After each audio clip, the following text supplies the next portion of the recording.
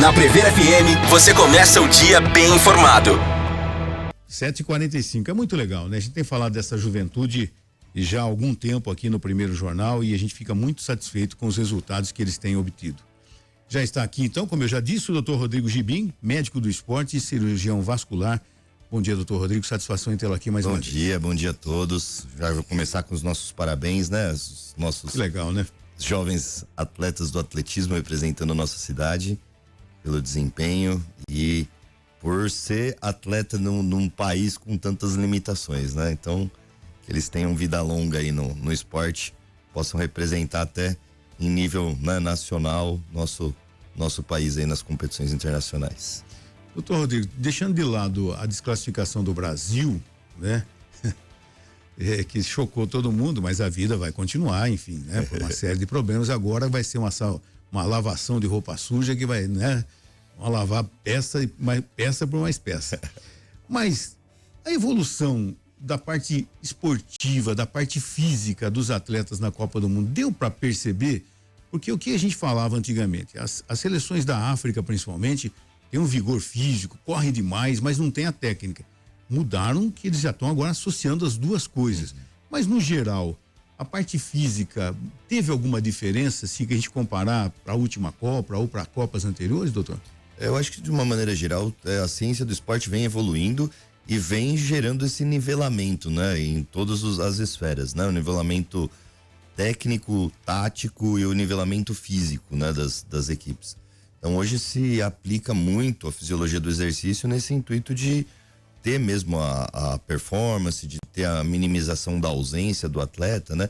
Maximização da performance e minimização da ausência, para que tenha essa regularidade das equipes, nessa linearidade de competição.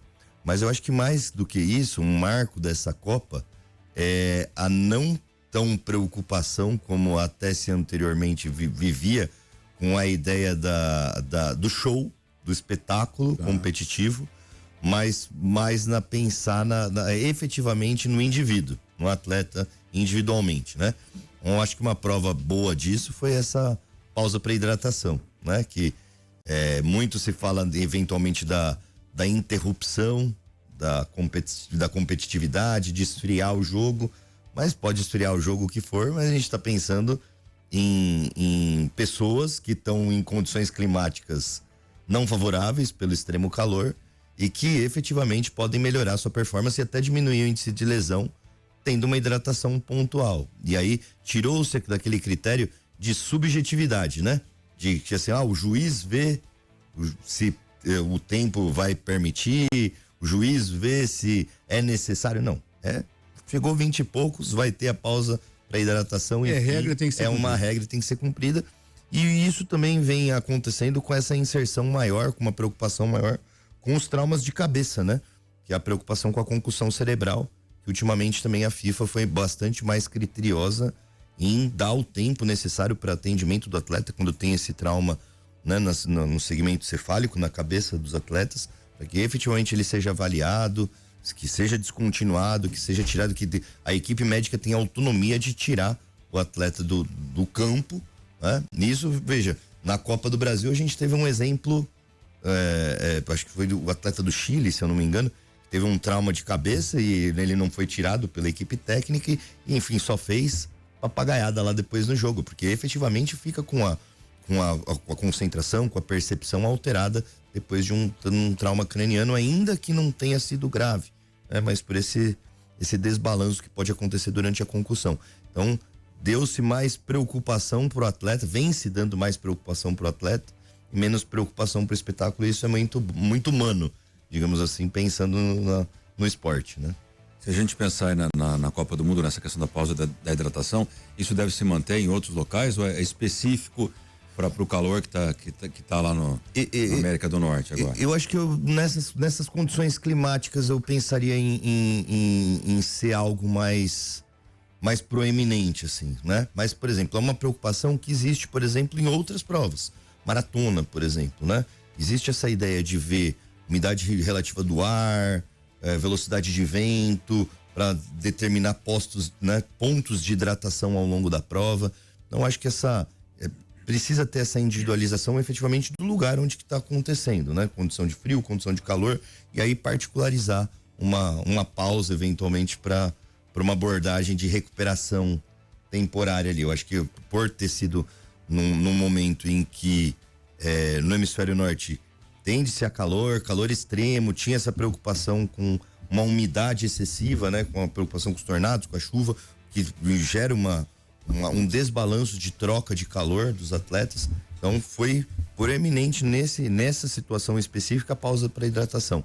Mas eventualmente em outras condições, no rodízio aí de países, talvez particularizar em uma outra pausa para uma outra intervenção que não necessariamente é hidratação. Você sabe que isso pode ser pensado daqui para frente, isso é pensado, tratado, discutido principalmente pela medicina, porque nós tivemos agora na Itália a equipe de Botucatu que esteve lá defendendo num campeonato de futsal.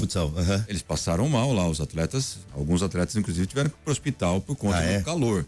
Então assim, as mudanças climáticas que a gente vem vivendo podem inclusive alterar a forma como os esportes são tratados. Determinar hoje, inclusive a sequência de tudo isso. Né? Com certeza, eu acho que isso tem que ser cada vez mais realçado, justamente pensando nisso. Além da competição, a gente tem o atleta, a gente tem o indivíduo, né? A gente tem o humano ali que deve ser considerado, né? De uma certa forma deve ser equalizado essas diferenças, né? Eu acho que um dos princípios que, principalmente o esporte adaptado, né?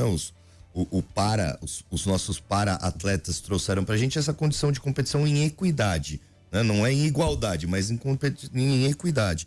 E eventualmente essas extremas condições climáticas podem fazer uma disparidade dessa condição de equidade. Então o que daria para fazer para uniformizar, considerar mais pausa entre os jogos, tempo de hidratação, mais tempo de recuperação, trabalhar com mais locais climatizados, né? Uma ambientação melhor, com certeza. O que eles tomam ali é água mesmo? Só água? Ou é água mesmo, água pura mesmo? Ou toma aquele da asas? Isso depende do nível competitivo, né? Então, por exemplo, na Copa do Mundo existe a ideia da hidratação, mas existe a ideia também da individualização desse processo de balanço hidroeletrolítico, né? Então, se conhece o perfil de suor do atleta, então quanto que ele perde de potássio, quanto ele perde de sódio. Pode então, pôr um pouquinho de açúcar ali. Tende-se a ideia de uma bebida que tipo um isotônico? Tipo um isotônico, mas individual para o atleta. Entendi. Né? Não uma coisa tão generalizada assim. Né? Agora, uma coisa que eu notei bastante foi muita contusão também na Copa do Mundo. Independente de ser atleta sul-americano, a maioria joga na Europa e tudo mais. Final de temporada que nós tivemos agora em julho, né? Comecinho, final de maio, comecinho de junho e tal. Essas lesões têm a ver com final de temporada. Nós tivemos alguns atletas que não puderam ser convocados, outros que foram convocados, outros que não deveriam ser convocados, no caso do Neymar, que entrou, não tinha condição nenhuma de jogo, né? A metodologia, a carga de exercícios, a preparação, alguns atletas não estão conseguindo se adaptar a tudo isso? Eu acho que vai além disso, Márcio. Eu acho que a gente fica vulnerável a um calendário competitivo extremo, né? E não é se ponderado a ideia das datas FIFA dentro das datas das competições principais. E aí, com certeza, fica com uma excessiva carga de trabalho para os atletas, né? A carga, acho que a periodização, o pico de performance, o que a gente tem que considerar? O atleta nunca é da seleção.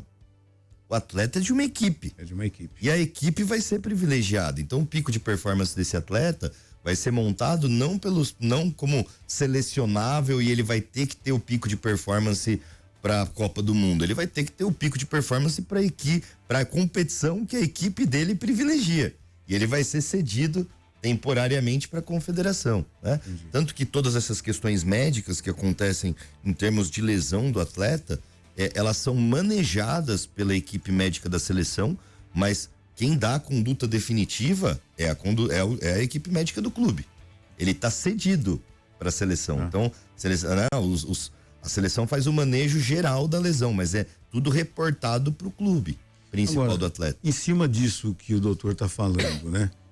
Dia 18 de maio, contra o Coritiba, o Neymar se machucou, né? Dias depois, a equipe médica do Santos passou um ok para a CBF dizendo que estava tudo bem com o Neymar. E a gente percebeu que não estava. Não estava no primeiro jogo, nos últimos amistosos, no amistoso lá já nos Estados Unidos, nos primeiros jogos oficiais da Copa e tudo mais, não estava, e ontem também não estava. E aí, como é que fica? É um dos exemplos só, né? Eu acho que entra muitos interesses. Tem essa questão do apelo, né? Que vem se falando do apelo populacional para ter o Neymar, que até ele poderia contribuir em termos de equipe pelos próprios pares estarem ansiando a presença dele lá, mas vamos considerar que tenham uns interesses de patrocinadores, né? Uns interesses econômicos além políticos da própria CBF, né? Então, o que eu faria de ponderação, assim, em termos, não só do Neymar, mas, por exemplo, era previsto uma lesão do Rafinha, né? Ele já vinha de lesões consecutivas, de recuperação incompleta, também em temporada extrema, e ele teve a mesma lesão que ele já tinha. Quer dizer, foi uma lesão nova? Ou foi uma lesão subestimada ou subdiagnosticada? Não foi surpresa, né? Era algo que era a evolução habitual de uma demanda de uma Copa do Mundo, de um cara que vinha com lesões sucessivas, que tinha parado um tempo grande pelo mesmo tipo de lesão, né? Numa musculatura bastante vulnerável. Então, panturrilha, posterior de coxa, são sempre lesões críticas no jogador de futebol. Não são lesões simples de serem tratadas, e que o que a gente vê é que é isso, essa demanda, essa pressão, de empresário, de bets, de cada vez mais, né, do interesse econômico envolvendo a carreira do atleta, acaba deixando esse atleta vulnerável à repetição de lesão. E uma coisa interessante, né, coisa que não se considera, se fala muito assim, não, mas hoje se recupera bem o atleta, tal, mas um dos pressupostos que a gente considera para o risco de lesão é o antecedente de lesão, é o passado de lesão, né? Quer dizer, sempre que o sujeito tem um passado de lesão, ele tá mais vulnerável, as cicatrizações são incompletas, o músculo já não é o mesmo.